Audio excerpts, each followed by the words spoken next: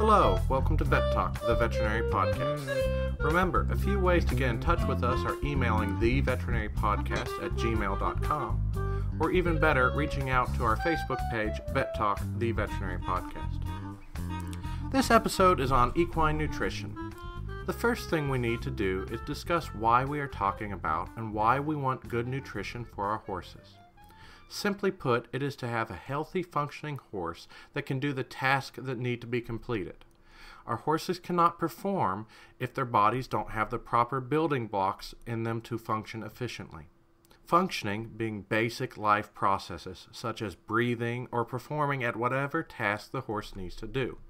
If the body doesn't have the food or energy it needs to function at the cellular level, there's no way that a horse can function at the performance level. Nutrition is what gives us the basics for life, function, and performance. We need to determine how to judge if a horse is receiving proper nutrition. I want you all to imagine 3 pictures of horses. One is a horse that is as round as a tick, and you can picture it eating happily. One might consider it to be a giant tick at first glance. When I gave this discussion as a lecture, I asked everyone if this was a good-looking horse to raise their hand.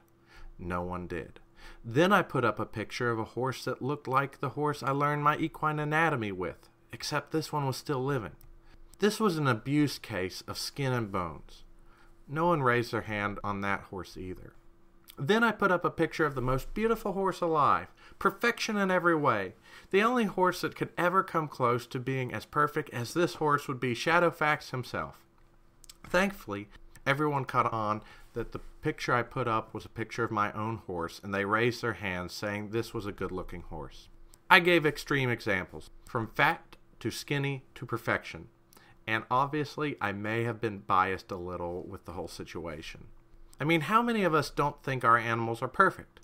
Well, except when they won't be caught, or your cat knocks things off your nightstand to wake you up an hour before your alarm is supposed to go off, or anyway, back to the original premise. We can be biased, and as good horse owners and veterinarians, we want to have an unbiased way of determining if an animal is outwardly appearing to have good nutrition. So to help us with this, we use a body condition score. You can look those up on the internet, and they get really in depth with assessing where fat and muscle should be on an animal. I learned it all going through vet school, and what I basically end up breaking it down to in my mind is a much simpler process, which I will explain to you. We grade based on a system of 1 through 9, 1 being thin, 9 being fat.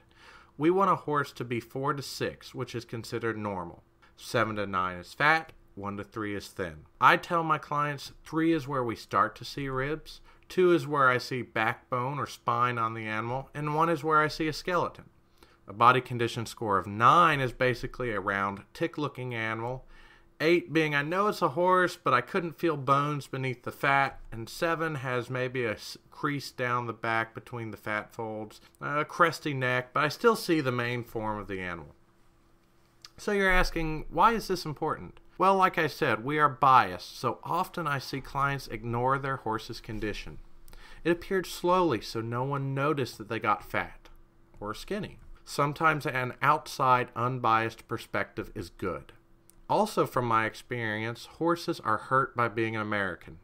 Americans are kind of known for being large. Even in science, everyone learns that 2.2 kilograms, which is what the rest of the world uses for weight measurement, and I wish we would use, equals 1 pound.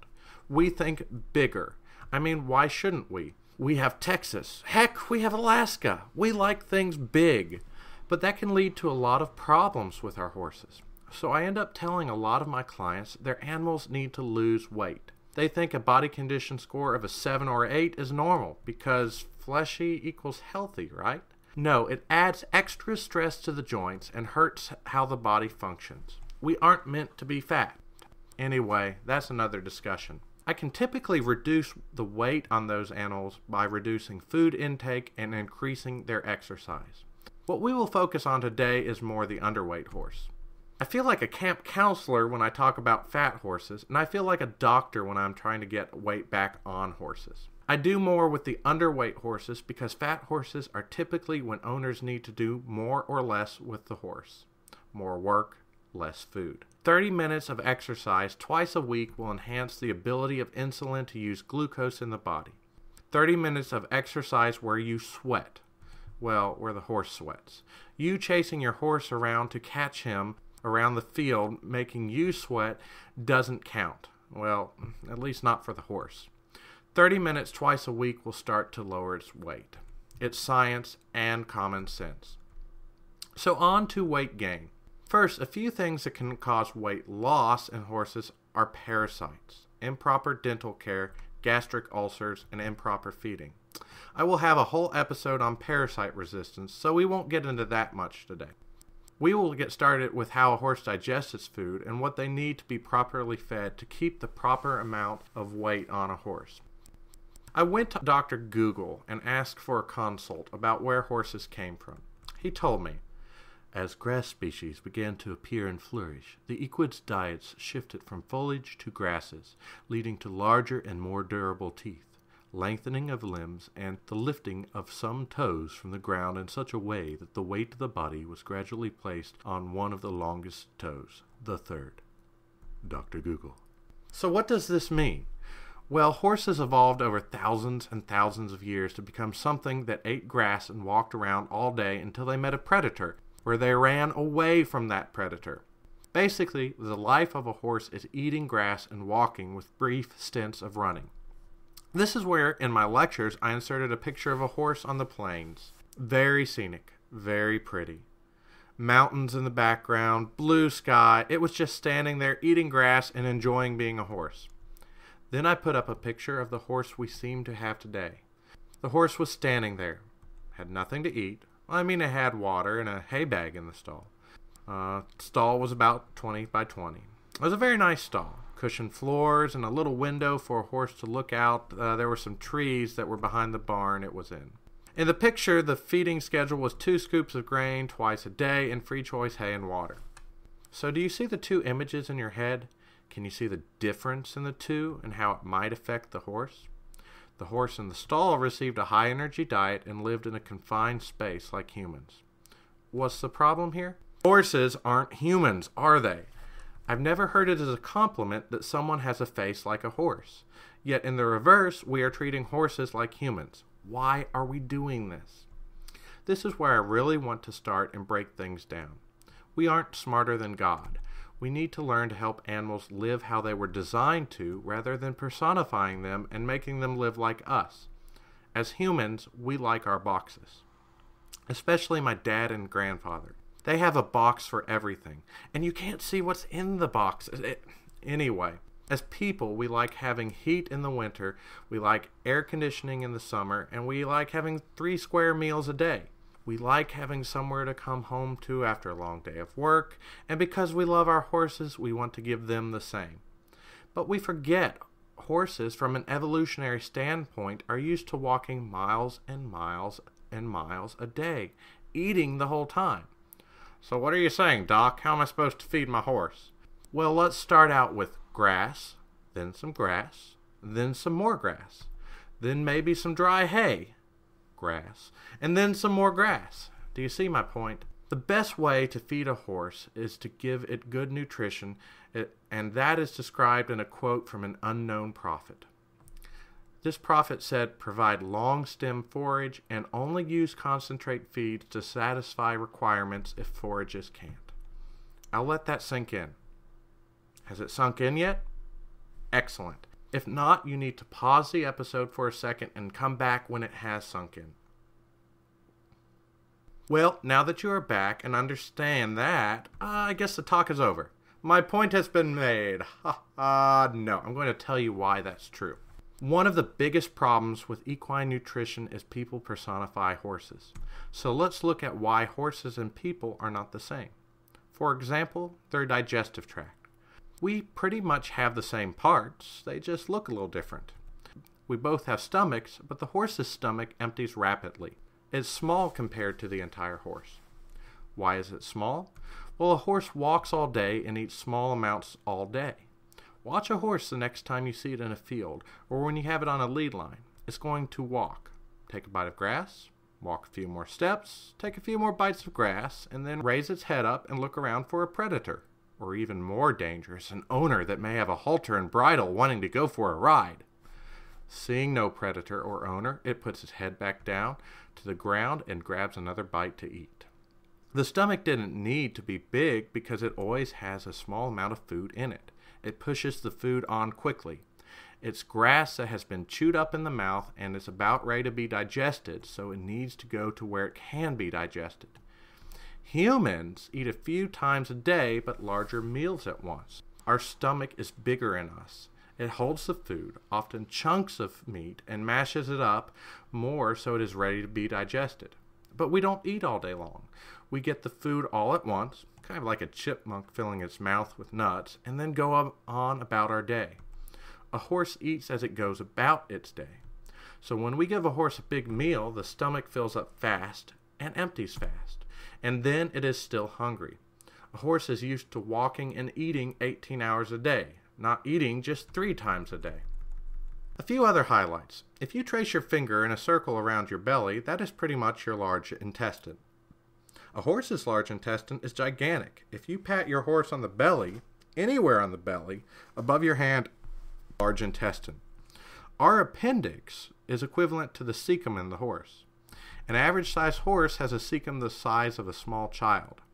Our cecum does little and we can live without, i.e. to those listeners who have had their appendix out, while the horse needs it for fermentation and energy. So there are gigantic, literally and figuratively speaking, differences in a horse's GI tract from a human's. So let's move on. The food gets into the small intestine from the stomach, where it is broken down into disaccharides and monosaccharides. These are then absorbed into the bloodstream, where they are converted into glucose or glycogen. Glucose is what the body uses, and glycogen is what the body stores. Then whatever is left, typically cellulose and hemicellulose, which is from plants, goes on to the cecum and large colon, where it undergoes fermentation, which provides even more energy for the horse. This is actually where the horse gets most of its energy because most of what it eats is plant material. However, this is where the problem starts. Starch is what is in most concentrate feeds. If you remember, is what is taken out in the small intestine. The small intestine isn't good at digesting starches because the horse isn't used to getting a lot of starch from plants. So when we feed high amounts of starch, most of it will pass through the small intestine because the horse can't absorb it all in the time before the intestines move the starch to the large intestine. Remember, a horse is designed to move things quickly to the large intestine because grass is what they are designed to eat. And the large intestine is not used to getting extra starches, so chemically more lactic acid is made, which will decrease the pH, or make it more acidic. That all seems rather complex, and I actually put that in for the vet students. But the take-home from that is when the pH decreases from more starch or grains, more gases and toxins are made from bacteria in the gut, and that can cause laminitis or colic. Or maybe it will increase the blood glucose, which results in increased insulin, and when insulin is constantly in the body begins to ignore it. Kind of like the boy who cried wolf. If you cry wolf so much, you are ignored. If insulin acts on its receptors so much that it is ignored, that leads to hyperglycemia and other problems. What does this mean, you say? It means to all those people who are complaining that their horse is hyper when they give it extra grain, there's lots of starch in grain, guess what? You are making your horse hyper. Feeding rich grains to a horse is like giving a kid a candy bar. It's going to hype them up.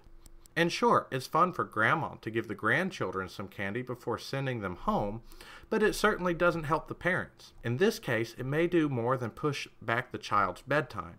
With the horse, if this is done consistently enough, or in a certain sense inconsistently enough in large amounts, the pH of the large intestine and the colon can drastically change. Normally, a horse's pH is 6.7 through 6.8. If it drops below 6.5, you're going to see diarrhea.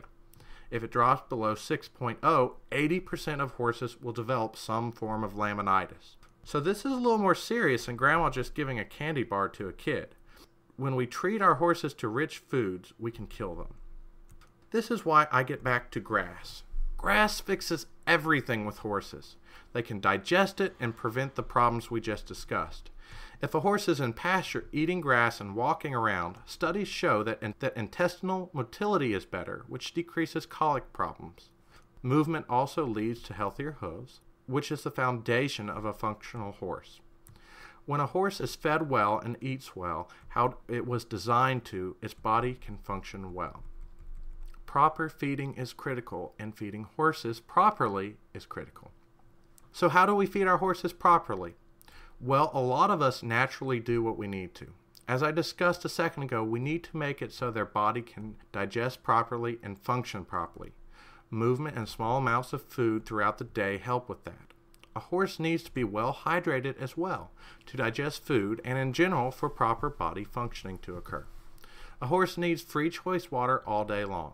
Of course, it depends if a horse is exercising, lactating, or how hot or how cold it is outside to determine how much they will drink, but in general, they're going to drink about 24 liters a day, which is about 1 gallon per 100 pounds of body weight per day.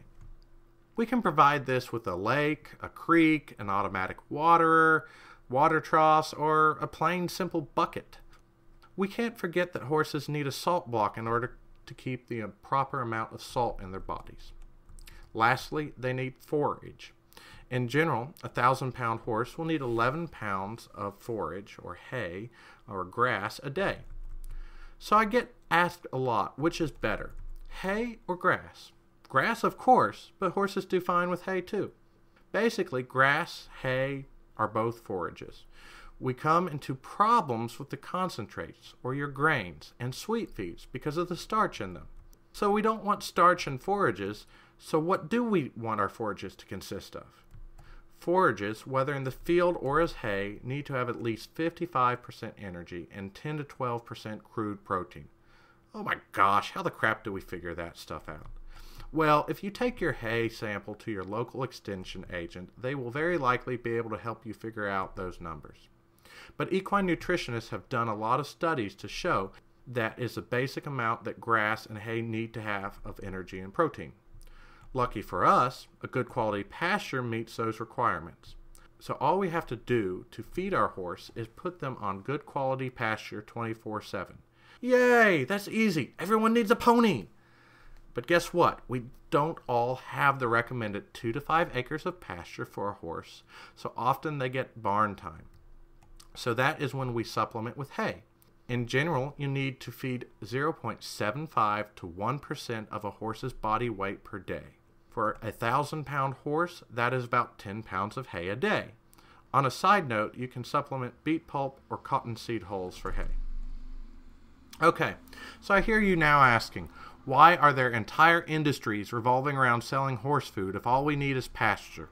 Well, there's no perfect world, and there are times when concentrate is needed. Concentrate food is your grains and pellets, which gets more energy in the horse in smaller amounts of food. We discussed some of the bad things that can happen with this, but again, we have to think of the horse and what we are asking of it. The horse is fine on its pasture eating and walking all day, with an occasional run from a predator, but we are asking our horses to perform. Maybe they run a derby, trail ride all weekend, or I Civil War reenact with my horses. So these horses are using more than the normal amount of energy. How do we deal with that? Well, that is where we need to supplement concentrate food to meet the energy deficit from excess work. So how do I apply that? Well, let's say a horse is ridden one or two times a week, and it just kind of walks around the front yard. That horse is fine with his pasture as food. Let's say the horse trains for an event 3 times a week. That's where I make 25% of his diet a concentrate food and 75% pasture or forage. Strenuous work like race horses and training or jumpers need about 40% concentrate. And then your elite athletes such as endurance horses or true Kentucky Derby horses need about 50% concentrate. It's like Michael Phelps. He does so much work that he has to increase the amount of food he eats. I mean, how do you expect him to win gold and stare down obnoxious Frenchmen if he doesn't have the proper amount of energy from his food? It's the same with horses. They're athletes, so when they do more work, we have to feed them more and potentially feed them more concentrated food to get more energy in for less amount of actual space. But guess what? I have a few rules with concentrate feed, because most of my clients don't need to give any concentrate feed at all. Mainly, my clients need it as an incentive. A handful of grain to make the horse come up once a day so you can catch it if you need and check to make sure it's still healthy. But if you do have a horse that needs some more concentrate, then I like frequent small meals better than all at once. Remember, horses are used to eating all day long. Also, no more than 0.5% of the body weight of an animal in one meal. Hence why you have to have multiple small meals. Lastly, if you are starting concentrate, work up to the full amount you need slowly. If you're going to feed a pound of concentrate and the horse hasn't had any, start out giving a fourth a pound for a few days, then half a pound, and then slowly work up to the amount you want. This will prevent stomach problems and diarrhea. Okay, with our basic horses, we have how they need to eat and what they need to eat, but there are always unique situations. What do I do if my horse is pregnant? Well, first, no diet. I don't know why, but I've had clients tell me they put their animals on a diet when it gets pregnant, and that doesn't make sense to me. The mother will be eating for 2, so it needs more. Granted, there are certain times it needs more. The first 8 months of the pregnancy, I don't change from its regular diet. The foal or baby horse is too small in those first 8 months to really affect a healthy horse. At 9 months, I will increase the food to 1.11 times maintenance levels. Then at 10 months, 1.13 times. Then at 11 months, 1.2 times maintenance. Then we get to the important part, birth and lactation. Lactation is when a mother uses most of its energy for the pregnancy. So for a horse, I will feed a mare 3 to 3.5% of its body weight per day and often a higher energy food. This is the biggest mistake I see with mares. The people who feed a horse more through the pregnancy may stop when the horse is lactating. But that milk it is producing requires more energy to make than it does to actually make the foal. So if you have a pregnant mare, the lesson from this is to make sure you don't stop feeding when that little bag of goo is born. Okay, speaking of that little bag of goo, and yes, I call all babies bags of goo because they're more water than anything else. For some reason, my friends with children don't see the term as affectionate or as accurate as I do. Anyway, that bag of goo will grow. Horses grow from 4 to 24 months of age. They may fill out more muscle later, but at 2 years of age, you will see the size that the horse will be. Depending on how much the animal is growing and when you put your horse through training, they need 1.5 to 3.5% of their body weight in food a day. This is very variable because everyone trains a growing horse differently. At my farm, my family tends to do only light groundwork and basic handling until the horse is about 4 years of age. So we don't have to feed too heavily. But if you are running the horse and lunging it into a sweat for hours through the day, that horse will need more food. That gets through most of the feeding. To tie up a few loose ends, I do recommend salt blocks, especially in the heat of the summer. They need to be at least 10 to 12% calcium, 8 to 10% phosphorus, and 90 parts per million of selenium to be a good salt block. Also, be careful with the calcium-phosphorus ratio. You want it to be about 2 to 1 to 1. That's with salt blocks and forages. If you feed all clover or legumes, those are usually 6 to 8 to 1 ratio and can cause some endocrine problems in the horse. Pasture, it seems, was designed for horses. It has a calcium-phosphorus ratio which is naturally about 1 to 1. Again, it's like grass was made for horses to eat. As far as supplements, I recommend testing. You test and see if a horse needs something, and if it does, you give them a supplement. Just remember, not all supplements work for every horse, and some supplements don't work at all. Then on the flip side, as a horse ages, a supplement may not work the same as it once did in the past. So be very careful about not wasting your money on supplements that aren't working. Sometimes I recommend taking a horse off a supplement or trying a different one if the supplement cannot be directly measured so you can see if it is having any effect. I've seen where some supplements stop working and either you don't need the supplement or you need a different supplement. Let's see. Oh, yes, vitamins and minerals. Phosphorus, selenium, copper, zinc, and vitamin A are all vitamins that can be supplements. Again, test to see if you need to supplement, or check with your local agricultural agent to see if the region is lacking in a certain vitamin. But most of the time, those vitamins get into the horse well from, you guessed it, the grass. Vitamin A is one that is depleted in the horse within 2 months after removal from the pasture. So that may need to be supplemented in the winter months when horses are living in barns more. So there was a lot of information in this discussion, and there was more I want to get into. But I want you to start realizing is the boxes we are forcing our horses into and the boxes we live in.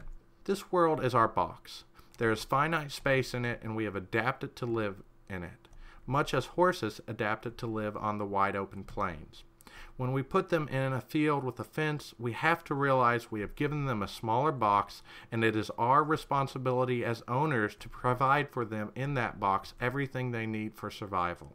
Most people do that, but we need to realize that we have to provide what horses need, not what we think they need. We don't want to kill our horses with kindness. We want to provide them with long, healthy lives with us, and we can do that by realizing what they need and what they are lacking when we put them in smaller and smaller boxes. A horse in a stall will need a lot more attention to keep it healthy than a horse in a large, healthy field. I hope this information gives you a better idea how the horse functions and what the horse needs to function in regards to diet. Thanks for listening. If you have any questions or comments, please reach out to us via theveterinarypodcast@gmail.com or Facebook at Vet Talk, the Veterinary Podcast. One other thing. These lectures do take time and money to produce and put on. They are meant to be a resource for people and are free to listen to. If you feel the episode was very helpful, I have it set up so you can help cover some of the cost of creating these lectures. Simply go to lickingvalleyvet.com/vettalk and there's a payment section. Anyway, I appreciate it and hope you found this episode helpful. We'll see you next time.